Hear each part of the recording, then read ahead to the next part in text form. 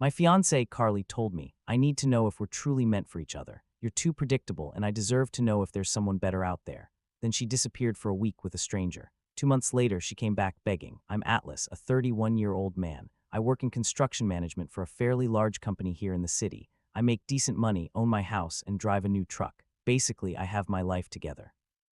I've been with Carly, a 28-year-old woman, for 3 years. She used to work in real estate, selling luxury homes to wealthy people, until she quit her job 2 weeks before our wedding to focus on being a bride and all that. My sister, Sadie, kept saying something was off with Carly. She was always secretive with her phone. My best man, Charles, thought it was just wedding stress. 3 days before the wedding, Carly went out with her friends and didn't come home until 3 a.m. When I asked her about it. She got defensive and said I was being controlling. We had a huge fight where she suggested we might need to postpone the wedding. I apologized like an idiot. The wedding day started normally. I woke up around 8 a.m., feeling pretty good. My mom called, frantic about a floral arrangement, but I told her everything would be fine. Charles showed up with the other groomsmen around 1 p.m., then the wedding march started. Everyone turned to the back doors, and there was Carly in her white dress on her father's arm. I have to admit, she looked incredible. The moment felt like something out of a movie. Her father walked her down the aisle, shook my hand, and kissed her cheek. Everything was perfect. We stood there holding hands while the pastor did his thing, talking about marriage being sacred, love, and commitment. I looked at Carly, thinking about our honeymoon in Bali, moving into a bigger house, maybe having kids someday, all those future things you think about when you're about to get married. The pastor got to the big part. Atlas, do you take Carly to be your wife? Easy answer. I do. No hesitation, no doubts. I was ready for this. Then he turned to Carly. Carly, do you take Atlas to be your husband? She looked at me for a second with a strange expression, like she was trying to say something but couldn't find the words.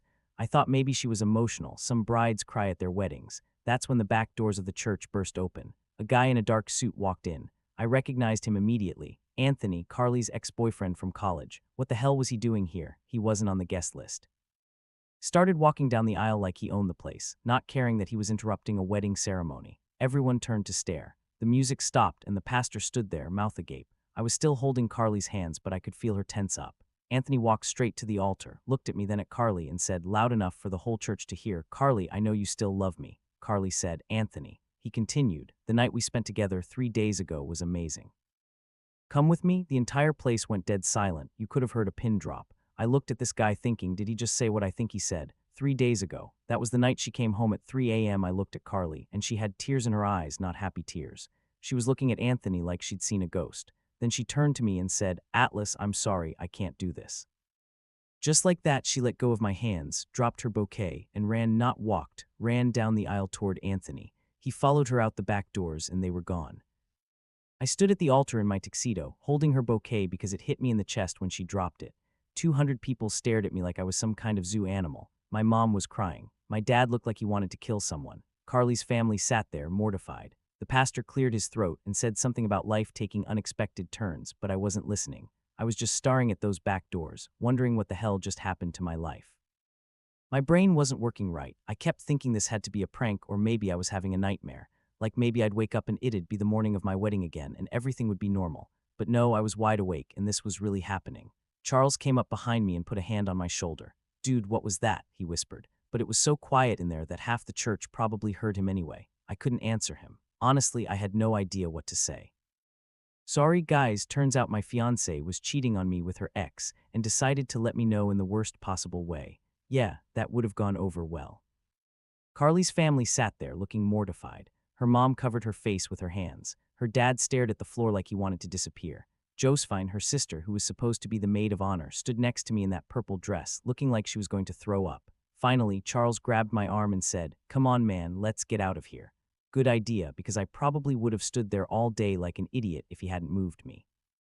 We went out the side door so I wouldn't have to walk back down the aisle past everyone staring. I got in my truck and sat there for a minute. Charles climbed into the passenger seat, and we both just sat there, saying nothing. What are you supposed to say after something like that? Sorry your fiancé turned out to be a cheating piece of work. Thanks for being there when my life imploded in front of 200 people. I drove home and parked in my driveway. Charles asked if I wanted him to come in, but I told him I needed some time alone. He said he'd check on me later and gave me an awkward bro hug before getting in his car. I walked into my house and it was weird. Everything was exactly as I'd left it that morning when I was excited about getting married.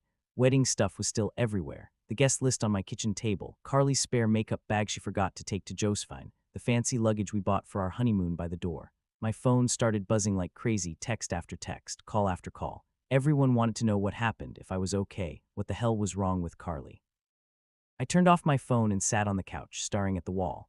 Around 6 p.m., Charles showed up at my door. He'd been trying to call me for hours, but obviously couldn't get through. When I let him in, he had a look on his face like he had bad news to deliver. Dude, everyone's been trying to reach you. Your mom's hysterical, your sister's pissed, and people are still at the venue because no one knows what to do. Turns out after I left, both families were trying to figure out how to handle the situation. The venue still had to be paid for, the food was already prepared, the DJ was there with all his equipment. Some people left right away because they felt awkward, but a lot stayed because they didn't know what else to do. Carly's family was in full damage control mode. Josephine was trying to apologize to everyone, explaining that this wasn't planned, that she had no idea what was going to happen. Her parents were just trying to get through the day without dying of embarrassment. But here's the part that really pissed me off. Charles told me some people were actually defending Carly, saying maybe she just got cold feet, or maybe Anthony forced her to leave, or maybe it was some misunderstanding. Seriously, the guy literally announced he slept with her 3 days ago and she ran off with him. What's there to misunderstand? Then Charles dropped the real bombshell. Dude, I recorded something on my phone. I was just filming the ceremony like everyone else, and I caught the whole thing when Anthony showed up. At first, I thought, delete it right now. The last thing I needed was a video of the worst moment of my life circulating. But Charles said he'd already posted it to TikTok without thinking. He was so shocked by what happened that he uploaded it immediately. How many people have seen it? I asked. Well, it's kind of going viral. 50,000 views in the last few hours. Great, just great. Now my humiliation was going viral. I could already imagine the comments, people making jokes, turning it into memes, sharing it with their friends for entertainment. My worst day was becoming internet content. The comments were already brutal, people calling Carly every name in the book, making jokes about Anthony's timing, even feeling sorry for me, which was almost worse than the jokes. Can you take it down? I asked. I tried, but it's been shared like 1,000 times already. Even if I delete mine, it's out there now. So not only did my fiancé cheat on me and humiliate me in front of everyone I know, but now it was going to be on the internet forever. People I'd never met were going to see my heart get ripped out and probably laugh about it. After Charles left, I turned my phone back on. 73 missed calls, 156 text messages, voicemails from my mom, my dad, my sister, coworkers, friends, even people I hadn't talked to in years who saw the video and wanted to know how I was. I didn't listen to any of them, didn't read any of the texts, just turned my phone off again and went to bed. But I didn't sleep. I just lay there staring at the ceiling, trying to process what happened. This morning, I woke up thinking I was going to have the best day of my life. Tonight, I went to bed single, humiliated, and probably internet famous for all the wrong reasons. The worst part was thinking about that fight we had 3 days ago when she came home at 3 a.m. and got defensive when I asked her about it. Now I knew why she was with Anthony. She was cheating on me 3 days before our wedding and then had the nerve to get mad at me for asking questions about it. I should have trusted my gut. I should have listened to my sister. I should have paid attention to all the red flags instead of making excuses for her. But it was too late. The damage was done. Around 5 a.m., I gave up on trying to sleep, got up, made coffee, and sat at my kitchen table, staring at all the wedding crap scattered around. The guest list, vendor receipts, the stupid wedding favors Carly insisted we needed that cost me $400. It all looked like evidence from a crime scene. That's when it hit me. I had to start making some calls. We were supposed to fly to Bali that afternoon for our honeymoon, 2 weeks at a luxury resort, all paid for and mostly non-refunded. The first call was to the airline. I spent 20 minutes on hold listening to annoying elevator music before a customer service lady picked up. She was actually pretty nice about it, waiving some of the change fees since my situation was, in her words, highly unusual. Still cost me about $3,000 in penalties, but whatever, money was the least of my problems right now. Next was the hotel in Bali. That conversation was even more awkward because the guy barely spoke English, and I had to explain 3 times why I needed to cancel my honeymoon suite reservation. Finally, I just said it was a family emergency and left it at that. By the time I was done with all the travel stuff, it was about 8 a.m., and I'd lost around $8,000 total, $8,000 down the drain because my fiancé decided to cheat on me and announce it at our wedding. But honestly, I was more pissed about the betrayal than the money. Then I started thinking about all the wedding gifts. People had given us expensive stuff, kitchen appliances, luxury bedding sets, picture frames, serving dishes, all kinds of household goods. Since there was no wedding and no marriage, it felt wrong to keep any of it. Plus, I didn't want any reminders of this disaster in my house. I spent the rest of the morning loading up my truck and driving around town, returning gifts to people. I had a note I printed out that said, "Since the bride ran off with her ex, I figured you'd want this back. Thanks for understanding. Atlas." By noon, I'd returned about half the gifts. The rest were from people who lived too far away, so I boxed them up to mail later. My truck was finally empty, and I felt a little better. At least I was doing something productive, instead of just sitting around feeling sorry for myself.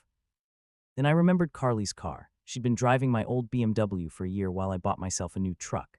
The title was still in my name because we never got around to transferring it. She kept saying she'd handle the paperwork but never did. Lucky for me, I guess. I drove the BMW to the used car dealership where I'd bought my truck. The salesman recognized me and said, "Hey, Atlas, how'd the wedding go?" No long story. "You want to buy this car back." The guy could tell something was wrong and didn't ask any more questions. We made a deal, and I walked out with $15,000 in cash. I figured I'd need the money to cover all the wedding expenses I was stuck with. I got home around 2 p.m., and that's when the real work started.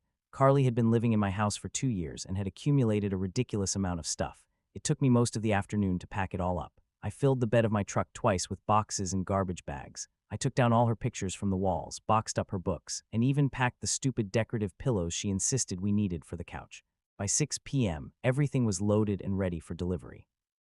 I drove to her sister Josephine's house. No one was home, which was perfect because I didn't want to deal with any drama or explanations. I left everything at the front door, probably 20 boxes and bags of stuff, with a note on top that said, "Your sister's belongings," short and to the point. I got home and my phone had been blowing up all day. I turned it on and found about 50 missed calls and 100 text messages. Family, friends, coworkers, even people I hadn't talked to in years. Everyone wanted to know if I was okay. But the craziest thing was a text from Charles. "Dude, you gotta see this. The video's at 3 million views. 3 million views. In less than 24 hours. My wedding disaster had been seen by 3 million people." I opened TikTok and there it was, Charles's video with thousands of comments, hundreds of thousands of likes, and climbing. The comments were wild, people calling Carly every name in the book, making jokes about Anthony's timing, sharing their own relationship horror stories. Some people even made memes out of it. One had dramatic music over Anthony walking down the aisle like he was in an action movie. But here's the weird part. A lot of people were supporting me, saying I handled it with class, that I deserved better, that I'd find someone way better than Carly. Some women even commented things like, "If you're ever in my city, let me take you to dinner." My personal nightmare had become internet entertainment, but somehow that made me feel a little better, like at least other people could see how messed up the whole situation was. I wasn't overreacting or being dramatic. What Carly did was genuinely awful, and people could see it. I started reading some of the comments, and that's when I realized this wasn't going to just blow over. This video was going to follow Carly forever. Every time someone Googled her name, this was going to come up. Every job interview, every date, every time she tried to start over somewhere. And honestly, I was okay with that. She made her choice in front of 200 people, and now everyone knew. Maybe next time she'd think twice before cheating on someone and humiliating them at their own wedding. That night, I actually slept pretty well for the first time in weeks. Yes, my wedding was ruined and my relationship was over, but at least I wasn't married to someone who'd do that to me. And thanks to the internet, everyone would know exactly what kind of person Carly was. Tomorrow, I'd start planning the rest of my life, but tonight, I was just going to enjoy watching karma do its thing. The next few days were absolute madness. Charles wasn't kidding when he said the video was everywhere. By day 3, it had something like 8 million views on TikTok alone, and people were sharing it across every social media platform you can think of. Runaway Bride was trending for almost a week straight. I couldn't go anywhere without people recognizing me. I went to grab coffee on Monday morning, and the barista said, "Oh my God, you're the guy from the wedding video. I'm so sorry for what happened to you." Then she refused to let me pay for my coffee. It's a weird feeling when strangers feel sorry for you, but I wasn't going to turn down a free coffee. The craziest part was that people started sending me money, random strangers on Venmo and PayPal sending $20 here, $50 there, with messages like, "For the honeymoon you deserved," or "Buy yourself something nice, King." At first, I felt weird about accepting money from strangers, but then I remembered I'd lost $8,000 on the honeymoon and probably another $5,000 on wedding stuff I couldn't recover. So yeah, I kept the money. By the end of the first week, I'd got almost $2,000 from random people on the internet. I'm not going to lie, that felt pretty good. Meanwhile, Carly's life was falling apart. I started hearing things through my sister Sadie, who got updates from mutual friends. Apparently, Carly was hiding out at Josephine's house, too embarrassed to show her face anywhere. I couldn't blame her. The comments on that video were brutally cruel. Then on Wednesday, Josephine called me. I almost didn't answer because I didn't want to deal with any drama, but curiosity got the better of me. Atlas, I'm so sorry about what happened, she said. I had no idea Carly was. If I'd known about Anthony, I would have said something. It's not your fault, Josephine, I said. Your sister made her own choices. She got fired today, she said. That stopped me cold. What? Her boss saw the video and said she was acting in a way that was detrimental to the company's image. Real estate is all about reputation, and no one wants to work with someone who's famous for running out on her wedding. Josephine tried to keep the conversation going, probably hoping I'd say something about wanting to work things out, but I hung up after a few minutes. I felt a little bad for her. Josephine had always been decent to me, and now she was stuck dealing with her sister's mess. But the hits kept coming for Carly. Sadie called me Thursday night with more updates. Dude, this is getting crazy, she said. Mom ran into Carly's mom at the grocery store today, and she said their whole family is getting harassed. People keep recognizing them from the video and asking about it, borderline harassment. Like at church on Sunday, people were staring and whispering. Her mom works at the bank downtown, and clients keep coming in to ask about that wedding video. Even her dad's getting crap at work. That actually made me feel a little bad. Carly's parents had always been nice to me, and they didn't deserve to be dragged into this mess. But then I remembered they raised the daughter who thought it was okay to cheat on her fiancé 3 days before the wedding, so maybe they weren't entirely innocent. The best part came Friday night. Charles called me, laughing his ass off. Dude, you're not gonna believe this, Anthony dumped her. No way. Yeah, my cousin knows a girl who works with someone who knows Anthony's roommate or whatever. Apparently, once the video went viral and he started getting recognized too, he decided Carly was too much drama, told her he only wanted to mess with you and wasn't looking for anything serious. That was perfect.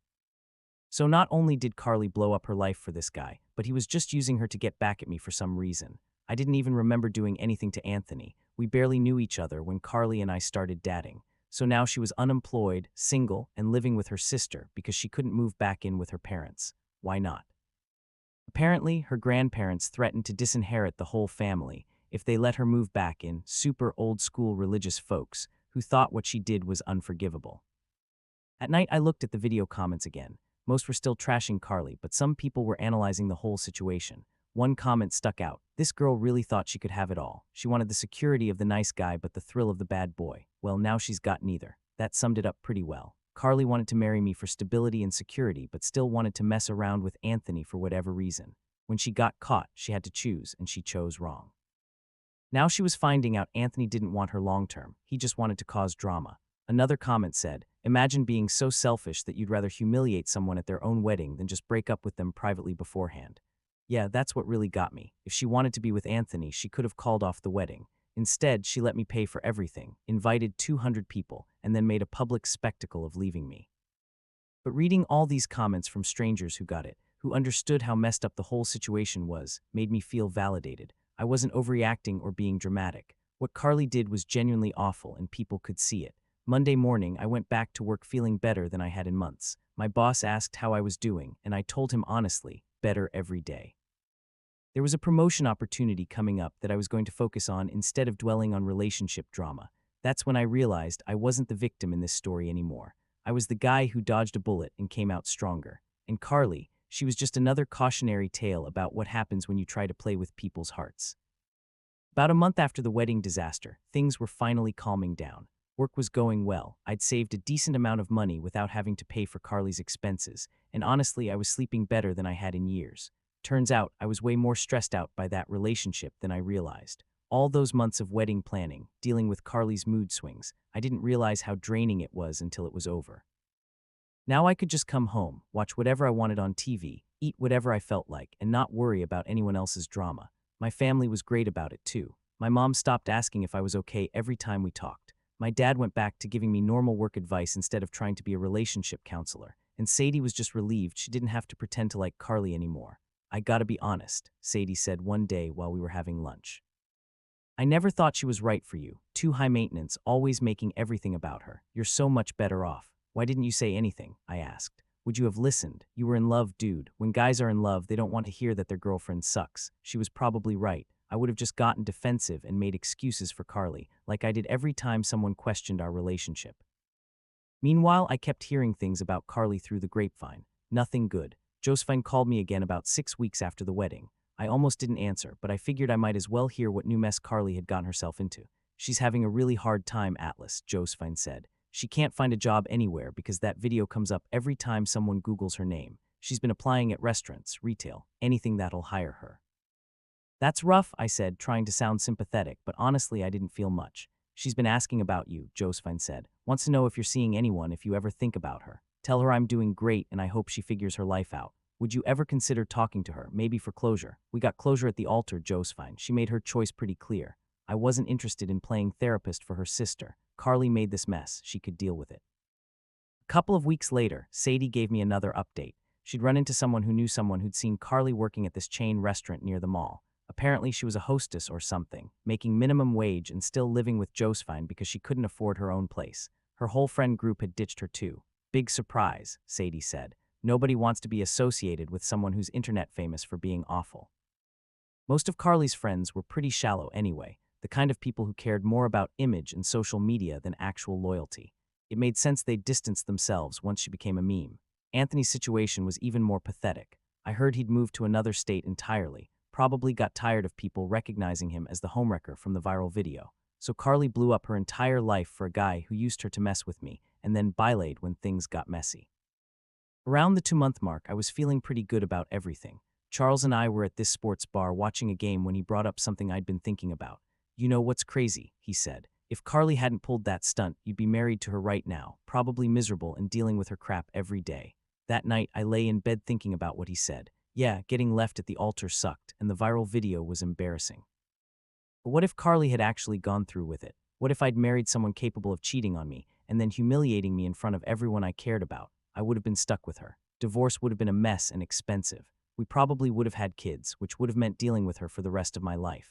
Instead, I found out exactly who she was before it was too late, and now I was free to find someone who actually respected me.